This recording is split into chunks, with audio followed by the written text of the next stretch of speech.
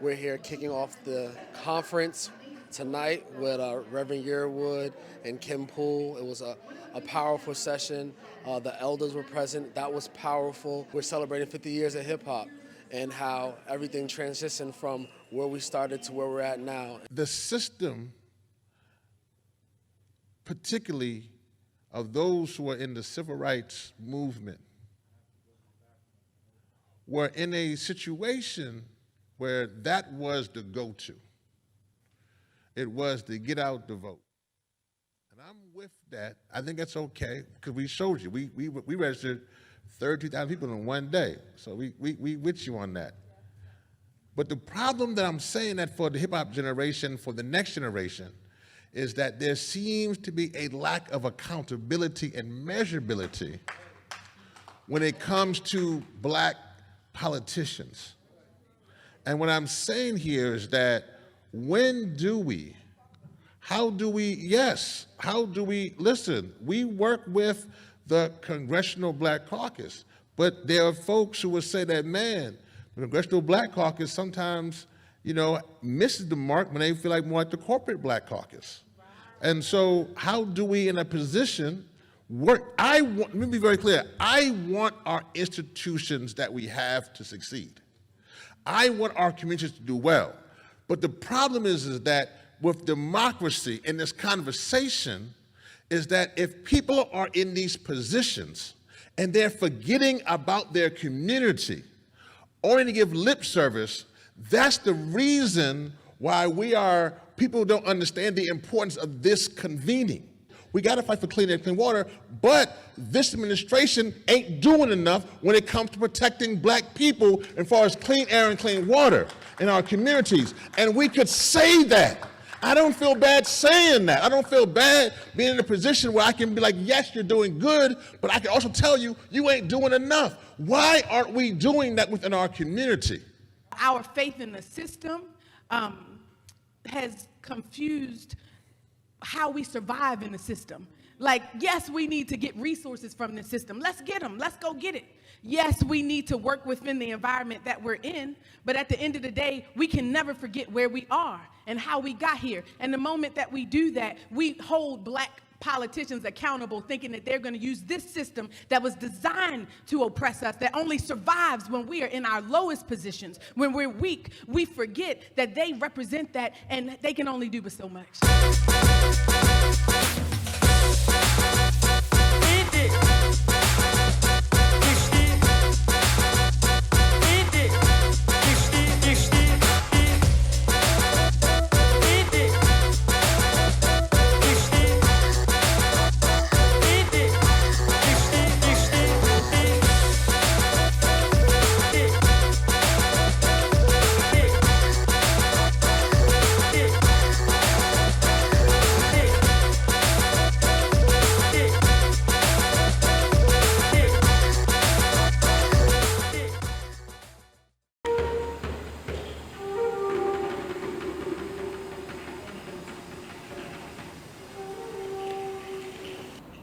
So the drum was outlawed.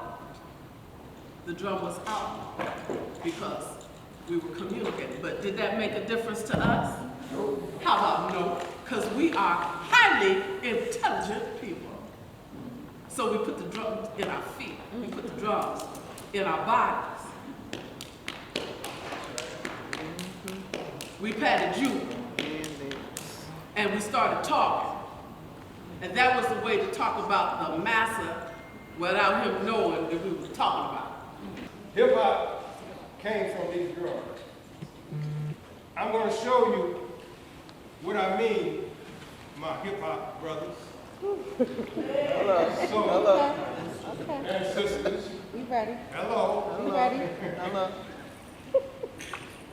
The original vibration that came. That's what I'm talking about.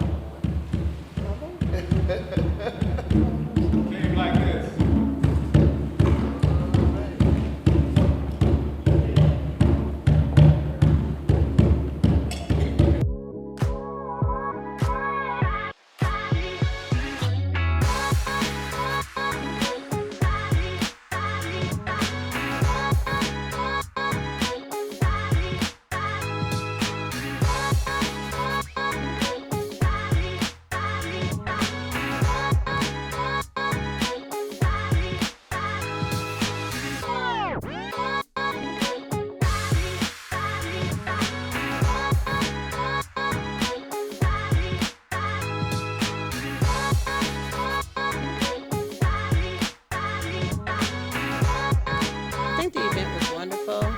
I like the messaging. That's what stood out to me with the event, that we have to protect our voice, that we have to use hip-hop as a means of social unity. And just when the young person stood up and said, hey, how can me as a youth, how can I attract the elders and the young people at the same time? I like the engagement of the program. His brother is a journalist, and he was the cameraman that was moving with me on the car. A soldier aimed a gun at me, and lucky enough, the car where I was hit a pothole and we moved. The bullet that was supposed to get me got my brother on the head. Thank goodness he survived.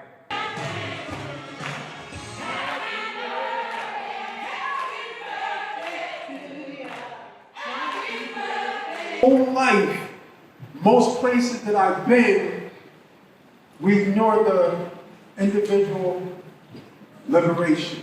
So we know that hip hop, when it started, when it originated in the Bronx, New York, that it was a way of expression, and it still is. But what happened is they knew the movement behind it. So I won't take you back to the history. I want to look forward to the future. And part of the future, it's already being done. I would honestly say we need to bring it back home, okay? We need to be able to speak on the things that we need to speak on. What I mean by that is we got enough of this.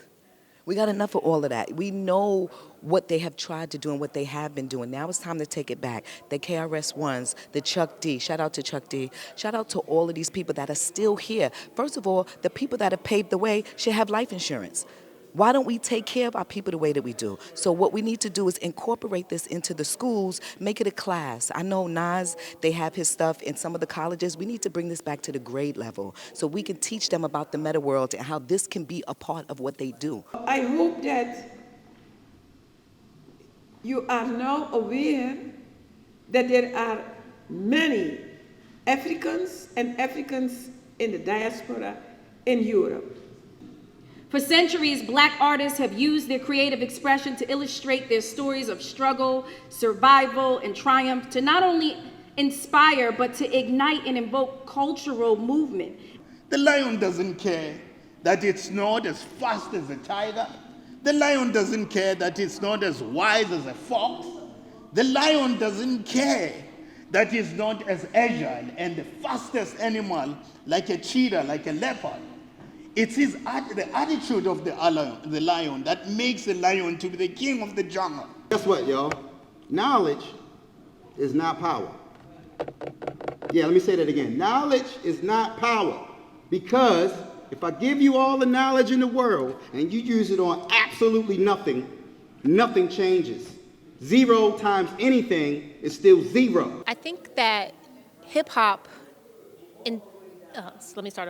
I think that hip-hop integrally has always been linked to our culture. It is our culture as African Americans, and at the State of the Black World Summit, we're really bringing together everyone from the African diaspora, and it's important to get people engaged in climate change action.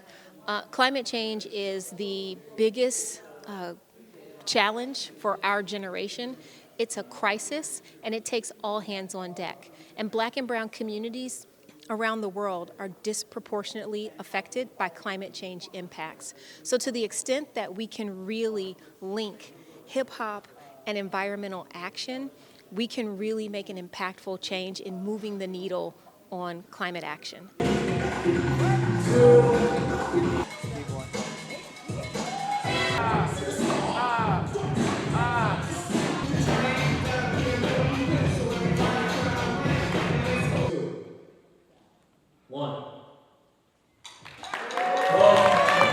Certification will help you to get 5 to 10 credits in order to accept from those universities to be able to go continuing education. Hip hop is so multifaceted that it can influence industry and issues in a myriad of ways. And so that can happen not just through the music, but also through the fashion. That can also happen through the ways in which food is marketed. That can happen in a way in which we mobilize and organize in town halls and through lyrics, through poetry, through technology. Like hip hop has the means and the reach to do that, and so we just have to be intentional about that. I'm born and raised in Baltimore, and if you've ever driven into Baltimore on 95, the first thing you see is a big tall smokestack, right? You don't exactly know what it is, but it says Baltimore.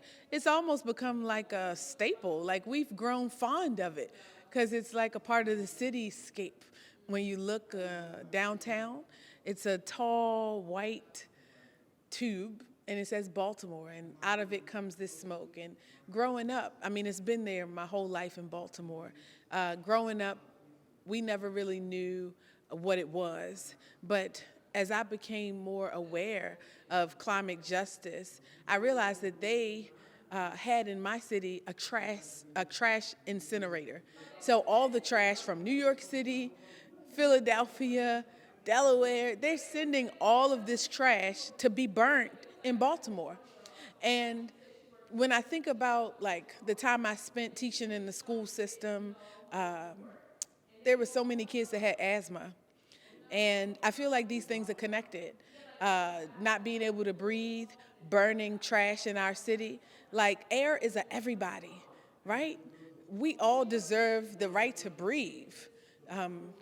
And that just reminds me of the social part of things. You know, when we talk about Eric Gardner, I Can't Breathe, when we talk about Freddie Gray right here in Baltimore City, when we talk about George Floyd, Breonna Taylor. I mean, all of these people, to me, it just seems like you got the physical, I can't breathe, you got the metaphysical, I can't breathe, the value system of these business companies, these 500 companies that have a complete disregard for human life, that build these oil pipelines and they're drilling, and then on a very basic level in my own community, they're burning trash in Baltimore.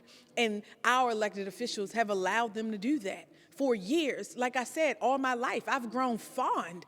They literally put Baltimore on it. It's a part of the cityscape, and it's causing asthma in our communities. I can't breathe because they're burning trash in Baltimore. And that's the role of the hip hop community moving forward. Earth to hip hop, wake up. We need y'all to be our bullhorn for truth. We need you to grab that microphone and address these people. Let them know that this is no longer tolerated. That's what hip hop is for the future.